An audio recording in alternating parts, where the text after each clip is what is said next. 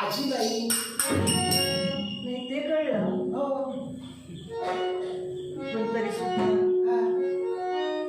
आता मला वाटलं तुम्हाला कळलं नाही म्हणून तुम्ही विचारलात कोण आहात म्हणून मी म्हटलं आजीबाई. नाही तुमचं काय झालं तुमची ख्याती किती आहे की हा तुमचं सगळं मोठं मोठं गुणगान गाण्यासाठी तयार होत आहे. आणि दुसरी गोष्ट म्हणे तुम्हाला दिवस गेले आहे. आता दिवस गेले म्हटल्यानंतर तुम्हाला प्रसूती करण्यासाठी सुईणीची गरज आहे आणि म्हणून हे ऐकल्यानंतर मी जरा गणपतीला आले. कारण बाळपण आता कसं झालंय आत्ताच्या बायकांचं कसं झालंय कळी येण्या अगोदर बाळपण व्हायला हवं आणि म्हणून कळी येण्या अगोदर बाळपण करण्यासाठी मी जरा पटायचं आहे आणि म्हणून मी तुमच्यापर्यंत तुमचं बाळपण करण्यासाठी आले. आजीबाई हा काय बोलायचं आता काहीच नाही बोलायला हवं नाहीतर कळणार कसं. सगळं कळू दिलं तुम्ही हो माझी सवय तशी आहे.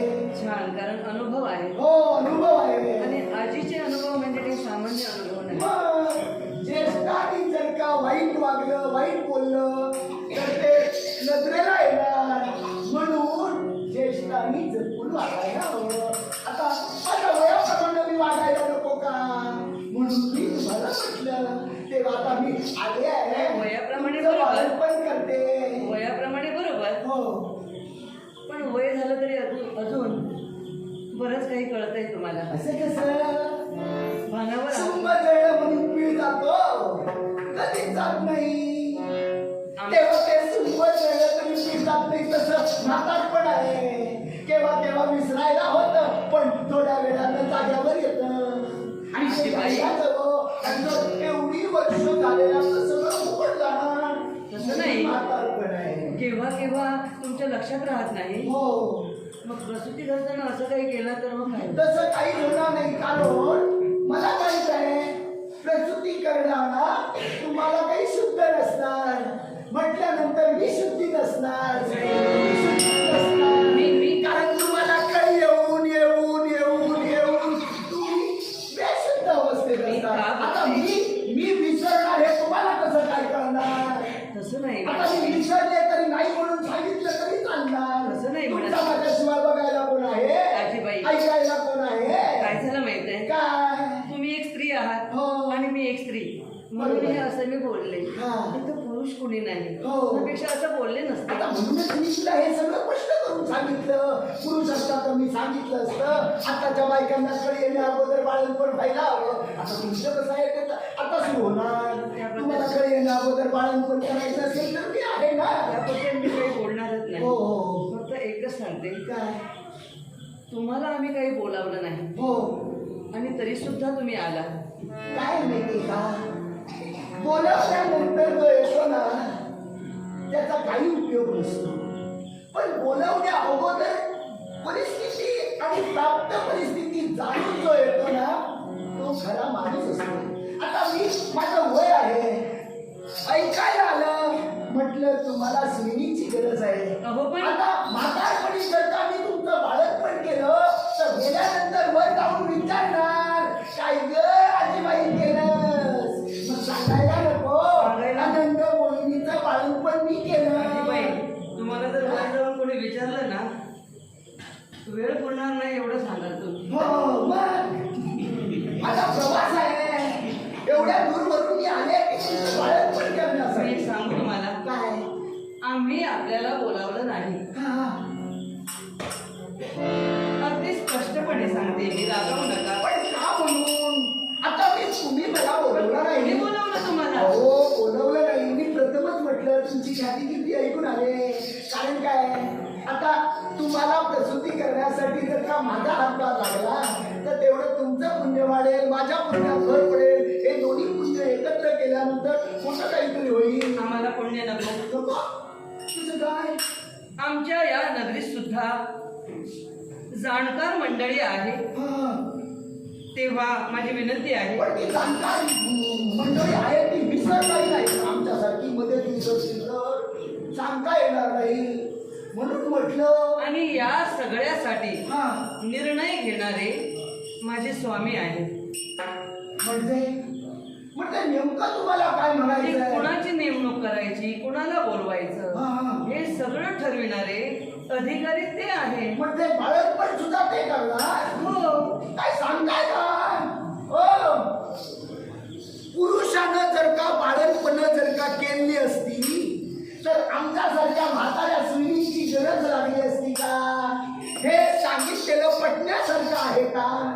पण जिथं मान नाही तिथं आपण जास्त बोलत राहू नये. हो, मानाचं काय? तुम्हाला एकदा कुणी बोलावलं मान नाही. असल्यानंतर कुणी बोलवतो आणि कुणी बोलत राहतो. मान नसताना जो बोलतो ना तो खरा आहे की ना. तेव्हा माझी सवय कशी आहे, मी आल्यानंतर माझं काम केल्याशिवाय मी जात नाही. म्हणजे? तेव्हा मी बालकपण करण्यासाठी आले ना.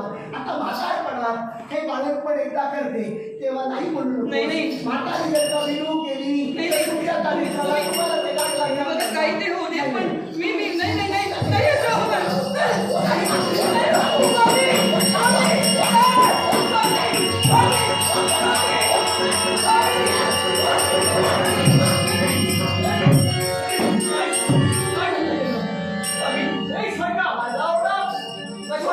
एक कुणीतरी वाचून झुकलेली एक स्त्री, ऋतुस्त्री, हा, ते इथपर्यंत आली आणि म्हणाली, तुला बाळपण मी करणार आहे.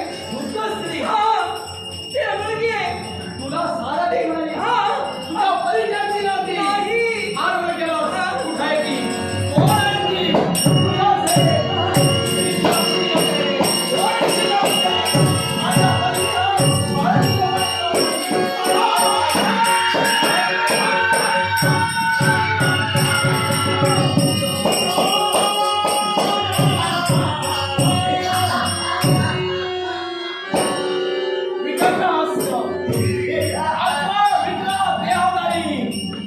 आणि कला रुची हास्य कोण आपण?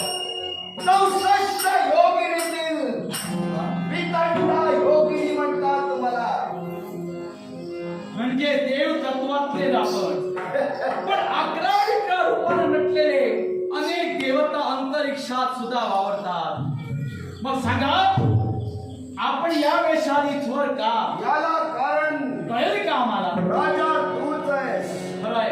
याला कारण काय माहित आहे का? मला सांग, ही काशी तुला कोणी दिली? सत्य लोकांच्या विरंचीनं, नारद महामुनींच्या साक्षीनं, वैकुंठच्या नारायणाच्या भक्तीला बसलो असताना तिथवर येऊन दिली. मग जर का ही काशी नारद मुनीचा सांगण्यानं का ब्रह्मदेवानं दिली तर ही काशी कुणाची? ही काशी आहे ती शिवाची. मग जर का शिवाची काशी असेल हा? तर काशी देताना शिवशंभूमध्ये होते की नाही? मुळीच नाही. मग जर का नाही तर या काशीवर हा? अवर्षण पडलं. हो. अवर्षण दूर करण्यासाठी तुम्ही स्वीकारलं. अवर्षण दूर झालं. हा. मग जर का अवर्षण तुम्ही दूर केला तर या काशीचा अधिकार तुम्ही किती वर्ष कालावधी मागून घेतला? 80,000. का म्हणून? एका गोष्टीसाठी. कोणत्या गोष्टीसाठी? ब्रह्मदेवांच्या मुखातले शब्द, बाळ रिपुंजय, तुझ्या नावात बदल घडवीन, शेष कन्या तुला मी देईन. पण विश्वाचा धैर्य राखण्यासाठी विश्वाची नवनिर्मिती देवतांचे अधिपती अमरेश यांच्या दरबारी होती ती कशी? तर रंभांच्या, अष्टरंभांच्या, नृत्यांच्या, नुपुरांच्या झलकतातून विश्वाची खाली नवनिर्मिती होते. ती आता तिथं होणार नाही, ही तुला करायची आहे. मानवाची शक्ती किती चालेल हे सांगता येत नाही.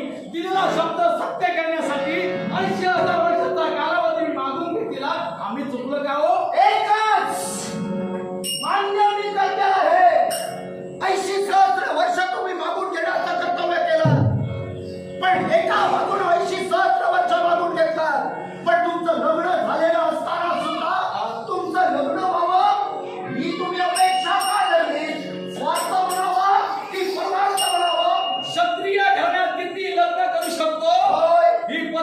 आहे. अगदी. नव्या राज्याला नवी सहचारणी मिळावी ही माझी इच्छा आहे.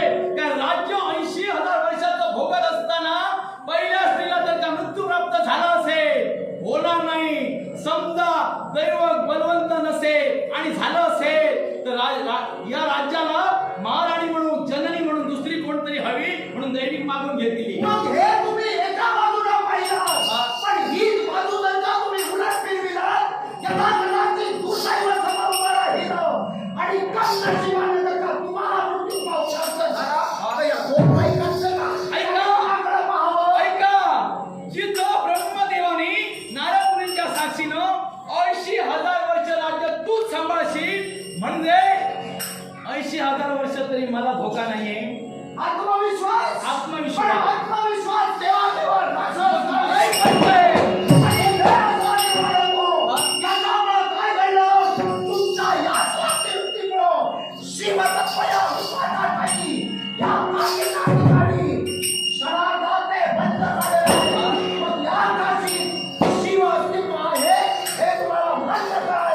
भक्ती सामर्थ्याच्या जोरावर पुण्यावर राज करता खरे आलेलं तुमच्यासारखी विरोधी झाशीचं चक्र परतून लावे.